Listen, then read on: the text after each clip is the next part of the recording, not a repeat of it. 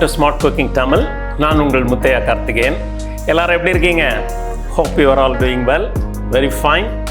இன்றைக்கி நம்ம ஒரு அருமையான ஒரு ஸ்வீட் ஒன்று பார்க்க போகிறோம். அதாவது பொதுவாக ஸ்வீட்னால் எல்லாருக்குமே பிடிக்கும், ஆனால் எல்லாருமே இன்றைக்கி அவாய்ட் பண்ணிகிட்டு இருக்காங்க.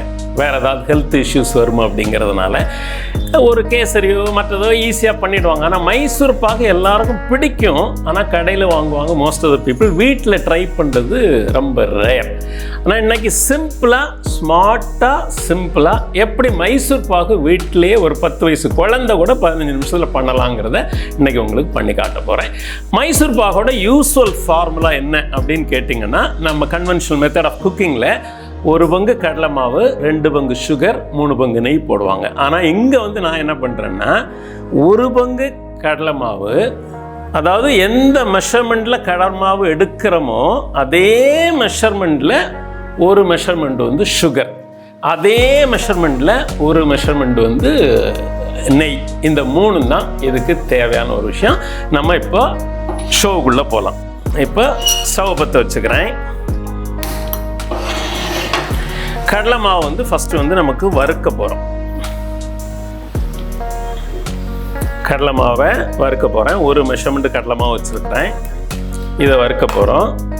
இந்த யூனிட்டில் வந்து நம்ம என்ன பண்ணலான்னா, இங்கே நெய் வச்சுருக்கோம் பாருங்கள், இந்த நெய்யை வந்து அப்படியே இதில் வந்து சூடு பண்ண போகிறோம்.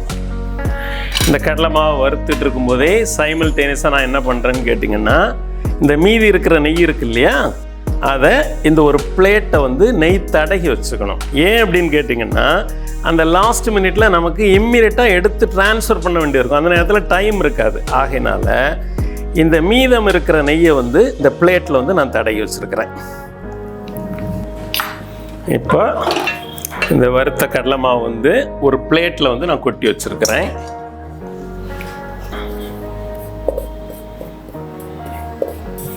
இப்போ இதே யூனிட்டில் சுகர் கரைகிறதுக்காக எவ்வளவு சுகர் எடுக்கிறீங்களோ இந்த கப்புக்கு ½ வாட்டர் கொடுங்க. மெஷர்மெண்ட் வந்து 1க்கு ½ பாருங்க. அவ்வளோதான், கொஞ்சம் தண்ணி ஊற்றியாச்சு. இப்போ என்ன பண்ணுறேன், இந்த சுகரை தூக்கி இதில் போடுறேன். ஃப்ளேம் வந்து லோ ஃப்ளேமில் வச்சுக்கோங்க. இப்போ என்ன பண்ண போகிறேன்னா, ஒரு பிஞ்ச் ஆஃப் சால்ட்டு. எப்போதுமே ஒரு ஸ்வீட்டு பண்ணும்போது ஒரு பிஞ்ச் ஆஃப் சால்ட்டு போட்டிங்கன்னா அந்த ஸ்வீட்னஸ் வந்து உங்களுக்கு என்ஹான்ஸ் பண்ணி கொடுக்கும். இதில் முக்கியமான ஒரு விஷயம், நீங்கள் இந்த ஸ்வீட் பண்ணும்போது பார்க்க வேண்டியதுன்னா, இந்த பதம், கம்பி பதம், இதெல்லாம் எதுவும் ஏன்னா அதில் நிறைய பேர் குழம்பிடுவாங்க. ஐயோ பதமா, அதெல்லாம் எங்களுக்கு தெரியவே தெரியாதுங்க, எங்கள் பாட்டி பார்ப்பாங்கம்மாங்க. அதனால் இந்த பதம், கம்பி பதம் அதெல்லாம் ஒன்றும் தேவையில்லை. இங்கே பாருங்கள், அப்படி நிறையா வருது, சுகர் ஃபுல்லாக கரைஞ்சிடுச்சு. இப்போ இந்த கடலை மாவு, வறுத்து வச்ச கடலை மாவு இருக்கு இல்லையா, இதை நீங்கள் கொட்டிடுறீங்க. அவ்வளோதான். கொட்டிட்டு இதை கை விடாமல் கிளறுங்க, கட்டி வராமல் கிளறுங்க. வேறு ஒன்றுமே கிடையாது, சிம்பிள்.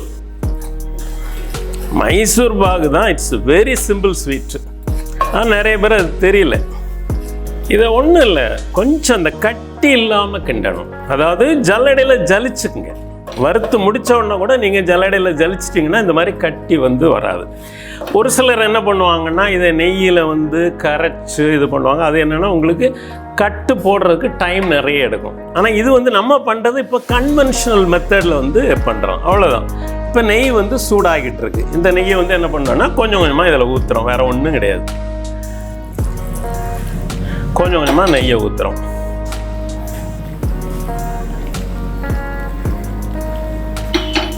இந்த சூடாக இருக்கிற நெய்யை கொஞ்சம் கொஞ்சமாக ஊற்றுங்க. ஒரு கரண்டியில் கூட நீங்கள் எடுத்து ஊற்றலாம். ஒரு கரண்டியில் கூட நீங்கள் வந்து இதை எடுத்து ஊற்றலாம், அல்லது கைனால் கூட இப்படி எடுத்து ஊற்றலாம். இது மாதிரி நெய்யை ஊற்றும் போது அங்கே பாருங்கள், அப்படியே பொரிஞ்சு வருது. இதுதான் அந்த மைசூர் பாகுக்கு டேஸ்ட்டை கொடுக்குற விஷயமே இதுதான். அப்படி பொரிஞ்சு வருது பாருங்கள், எவ்வளோ பியூட்டிஃபுல்லாக பொரிஞ்சு வருது. இதுதான் அந்த கன்வென்ஷனல் மெத்தட் ஆஃப் மைசூர் பாகோட டேஸ்ட்டே இதில் தான் இருக்குது உங்களுக்கு. இதில் ஹைலைட்டே மெஷர்மெண்ட்டு தான்.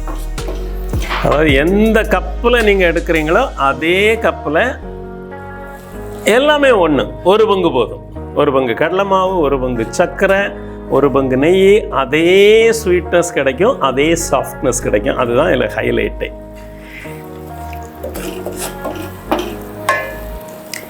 இதில் என்னன்னா எக்ஸஸ் நெய்யை வந்து இதை அக்செப்ட் பண்ணாது. பாருங்கள் இப்படி திரண்டு வருது. இப்போ இந்த நெய்யை அக்செப்ட் பண்ணலை. இப்போ ஆஃப் பண்ணிடுறேன். ஸ்டவ் ஆஃப் பண்ணியாச்சு. இதை அப்படியே இந்த இடத்துக்கு ட்ரான்ஸ்ஃபர் பண்ணிடுறேன். இது கொஞ்சம் குவான்டிட்டி தான் நான் பண்ணியிருக்கிறேன். நமக்கு என்ன குவான்டிட்டி வேணுமோ அதுக்கு தகுந்த மெஷர்மெண்ட் வந்து நீங்கள் எடுத்துக்கலாம். அவ்வளோதான், உங்கள் மைசூர் பாகு வந்து ரெடி. இப்போ ஒரு 2 மினிட்ஸ் வெயிட் பண்ணி நம்ம இதை கட் போட்டுடலாம். Not even 1 minute. இப்போ நான் கட் பண்ணுறேன் பாருங்கள். அவ்வளோதான், ஒரே நிமிஷத்தில் நீங்கள் வந்து இதை கட் பண்ணிடலாம்.